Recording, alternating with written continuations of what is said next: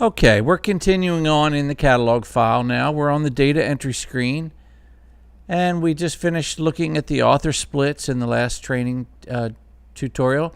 We're going to move on to some of the other layouts here that are listed. We're going to try lyrics. So let's click the lyric button. That takes you to a lyric screen. This is where you enter the data, your data entry. It's very simple. You just go down. You can enter it however you want it to appear. And then when you're done that, you go into your and type in the writers in any order you want them to appear. We used to have it do it automatically, but because people want their lyric sheets to look a certain way and to be formatted a certain way, we found that our users like to put in each song the way they want to. So you could say words and music by, or you could say by, : by dash. So rather than us dictating that, we let you enter this data. And you can enter as many songwriters in here as are needed. Then when you're done that, you press your tab key and go down and enter the copyright. Now keep in mind your copyright symbol is on Mac, for example, option. Whoops.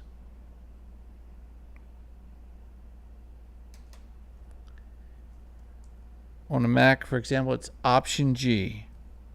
And that gives you the copyright symbol. You could also type out the word copyright in small letters if you prefer. And then put the date and your publishing name, company name, how you want it to read on the lyric sheet. You can use a bullet, option 8, or you could use a dash and all rights reserved, international copyright, etc., used by permission, whatever you want to appear on the actual lyric sheet. Then some of the other data is already provided down here. So when you're ready to print the lyric sheet, you just click the button, Print Lyric Sheet, and there it is.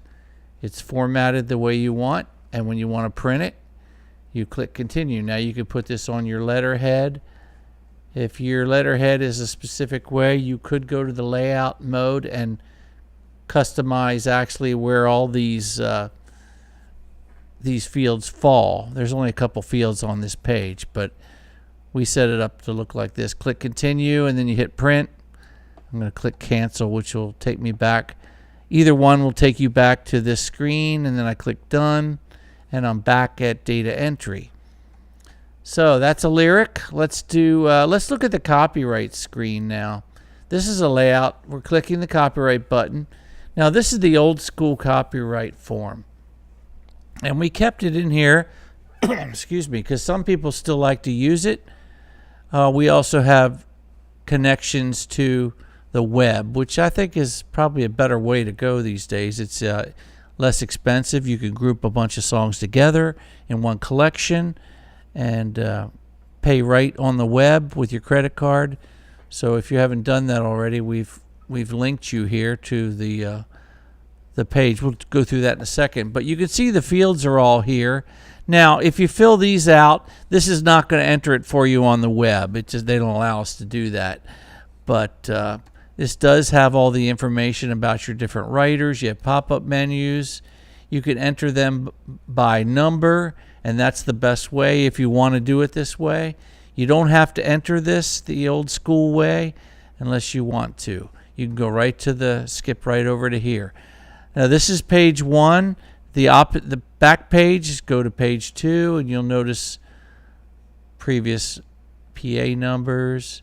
It looks just like the form, and it will print out the entire form if you want to print the PA form. Current, and there's the old PA form. Now, we realize you're probably not going to use that anymore, so I'm not going to spend a lot of time on it. But we designed the forms and everything right in Song Tracker. If you wish to use it, you can. Things can change over the years. That's why I recommend you just use the links that we give you. You click Go to Direct to the Library of Congress e-register. Okay, we're not connected at the moment, but it would take you to the Library of Congress. And we're not connected right now because we're doing video and everything. So we're running different applications. But anyway, you would click that and it would take you there. Fill out forms on the Library of Congress site. Here's other forms that you can get, like the PA form if you want to order copies. If you want to see it right in Song Tracker, you can click Web Viewer and it'll put the page in here. It's the same page. It's not going to link. Excuse me. It's not going to link right now because we're not. The internet connection is offline. So anyway, to go back, click the arrow. That'll take you back to a report screen. Here are some different screens you may want to go to. We have an online report filing. Go directly to various pages. Again, that's not linked, so because we're not online, but click done.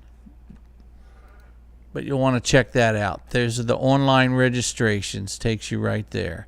CCLI, you go to song file, Harry Fox, copyright registration, BMI and ASCAP. You can add others as you wish if you want. And that way they're there. We also have a lot of other reports, list reports, title lists, print a catalog list, print a set list. A set list is, you can create a set list as a record in the catalog file too, which is a compilation of songs. So say you want to do a set list for a live gig, you could do a set list, and it lets you do that. Checklist, this prints the checklist and prints a lyric sheet like we did before. If we want to print it, well, I'll show you the checklist first. This is profile, catalog profile, library room, mood character, different reports. There's agreements in here, PA form we showed you, the SR form, copyright continuation form. Now, again, these are probably not needed anymore. You're going to do it online. You have a songwriter agreement on here. Our agreements are just boilerplate. They're just to get you started. We recommend you use your own attorney and get your agreement, and then we'll show you in one of the documents, in one of the training tutorials, how to spill your data into our form so you can use it all the time. You have agreement collaborator. I mean, if you want to use these, it's up to you. You're on your own.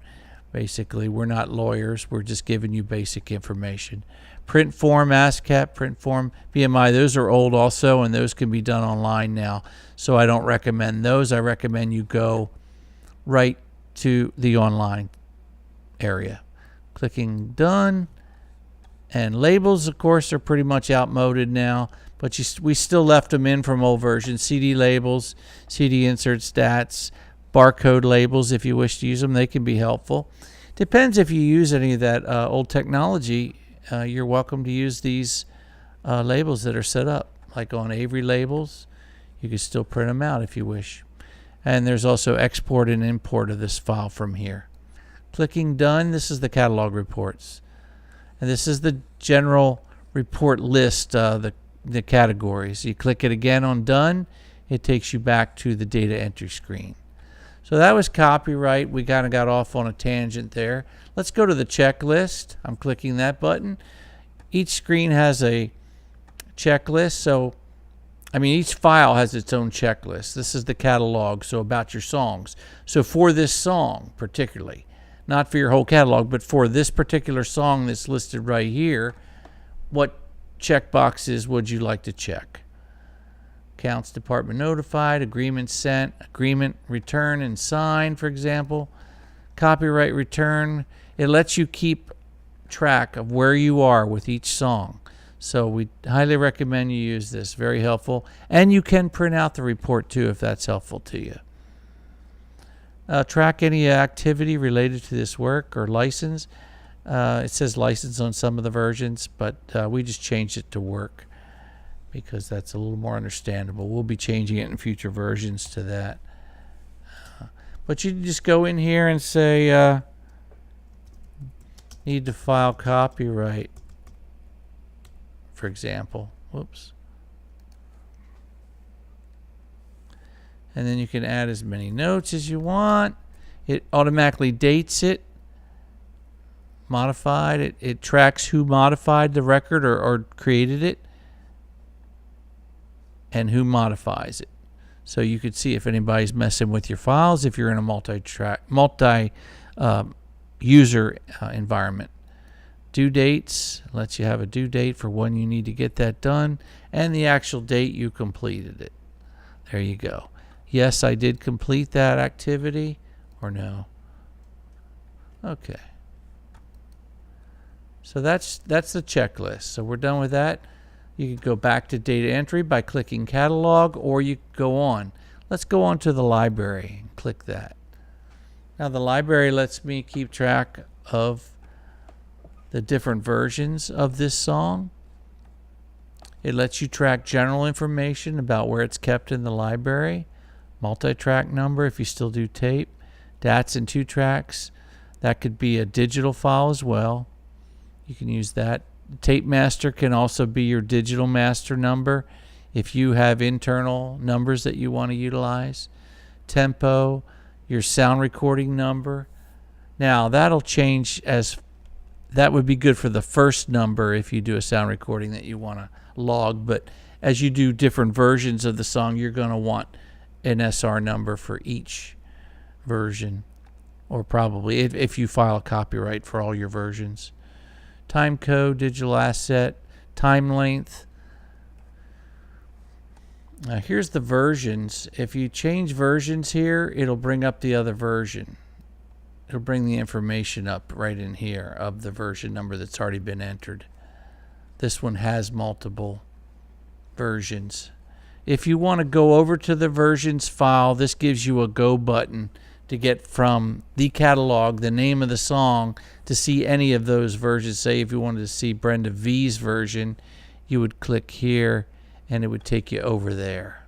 Now I'm not going to get into the versions file at this time, so I'm going to just show you that, and I'll click hide down here, and that'll hide that versions file, and you're back to where you were on the catalog file. So you're still in catalog, denoted by the yellow bar and the song title. All right. Now there are, in the catalog file, there are other buttons in addition to versions. So click the next, and that'll show you a couple more different screens that relate to your songs. Now evaluate, this can be used for multiple versions, or it can just be used for the song. This brings it in. This would be better to do from probably in the versions file, but you can track details.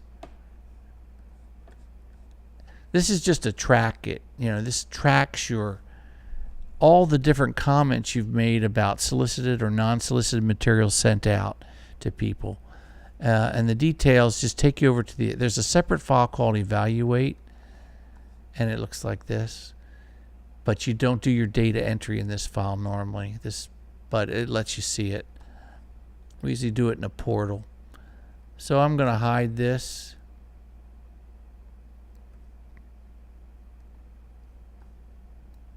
I don't see a hide button, so I can always go up and hide the window. Oh, there it is.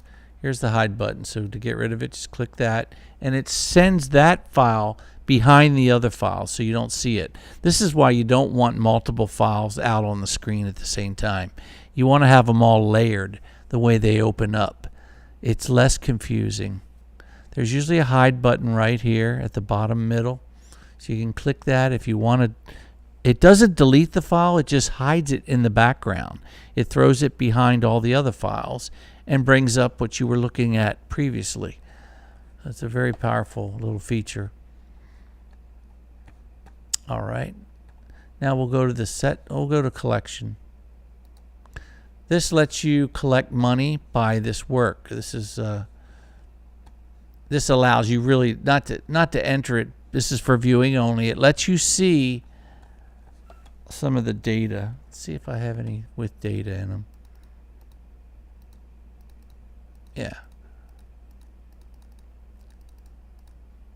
So it puts in data like this and shows you the amount that you collected. This is the money that you collected based on this song, or a song, I should say, in the catalog. And we want to go back to My Heart Belongs to You. All right, and then the reports screen we showed you. That's the category list, and you click on these categories to give you the actual buttons for the reports. Now, running a report is the same in here as it, say you wanted a checklist. You click this, find by catalog title. My Heart is enough to find it, and then hit enter. And it finds My Heart Belongs to You, and there it is. You can print that out. You just go up and you hit the continue button, and there's your print dialog box. It's all automated.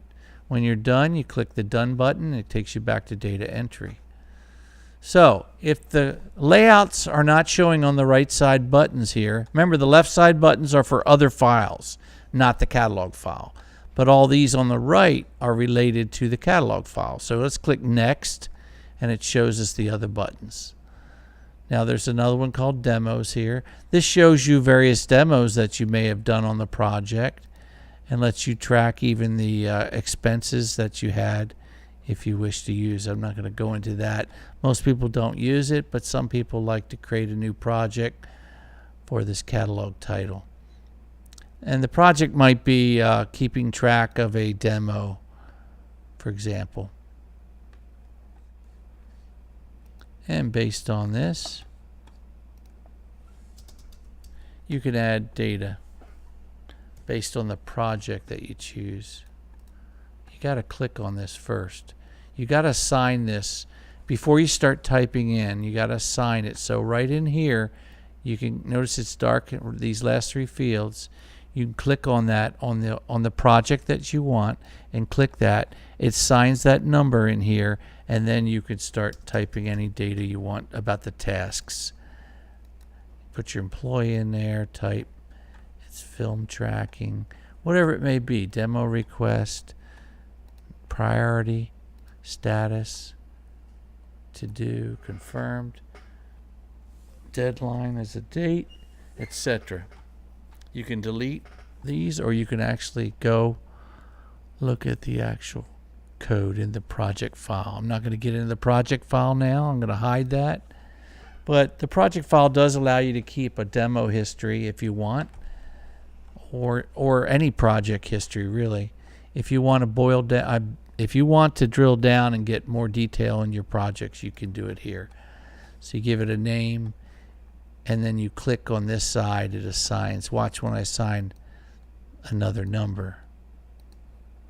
It would show the data if there's data entry. See, we did enter one for that, and it shows the data.